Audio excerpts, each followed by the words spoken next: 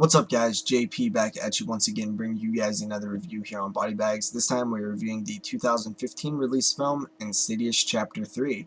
Now, I'm a big fan of the first two Insidious films, especially the first one. I thought it was one of the best films I've seen in recent memory. It is truly a scary movie, and I'm a huge fan of it. The second one was ruined for me by trailers.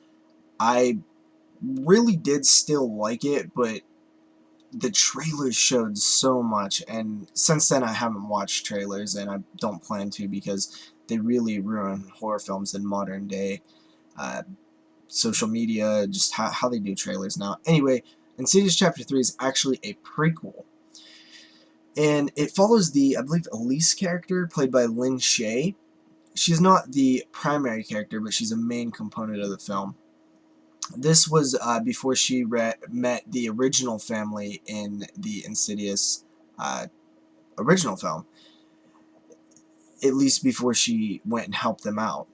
This one follows a girl living in an apartment building who is kind of struggling with her life a little bit. She's struggling to get into the college she wants. She's with her single father. The mother had passed away. She's dealing with that. She's taking care of her little brother. Has a lot of stress on her.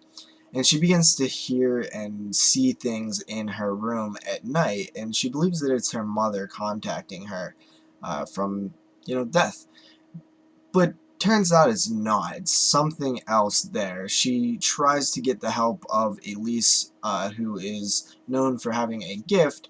Elise is reluctant to do so because of her experiences with one particular demon, ghost, whatever you want to call it, that is getting closer and closer to physically killing her. And, so she really wants to stop doing what she's doing with messing around with what's going on in that world. So she eventually reluctantly helps her, obviously. And that's kind of your story. The father, kind of comes in on it. We're introduced to Elise's, like, helpers that we see in the other two films. Honestly, like, I did enjoy this one. I'm not sure if I like it more than Insidious Chapter 2, but I definitely did enjoy it. It's definitely not as good as the original either, but it's a nice little sequel to the series. It's taking it in a different direction. Obviously, James Wan is no longer the director. It still feels like it's related to those films, but it does feel like it's almost...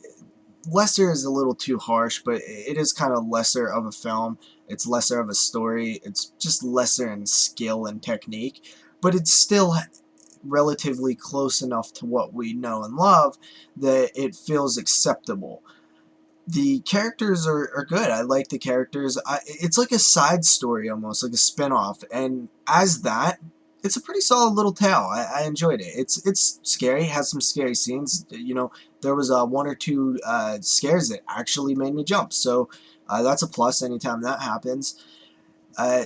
Lynn Shay, I just love Lynn Shay. I really do. She's become one of my favorite people to watch in horror. There's just something about her that is likable, and from everything that I've ever seen her in, I've always noticed her from the original Elm Street, where she has a brief part, all the way up into these Insidious films, where she's more or less a star of the films, and she's just a great actress, and she really makes these films, and it's really like the core component that kind of keeps these films together between the first and second and the third one. I will say that it kind of, there's not very many surprises in it. It kind of goes exactly how you would expect it, and that was one thing that I was a little bit down on. I wasn't a big fan of the type of villain slash ghost they used, the main antagonist in this one. There was a night, I like the final scare in the movie, though. I will give it that. It was cool. So, with that said, I give Insidious Chapter 3 a 7 out of 10. See you guys next time with another review. Peace.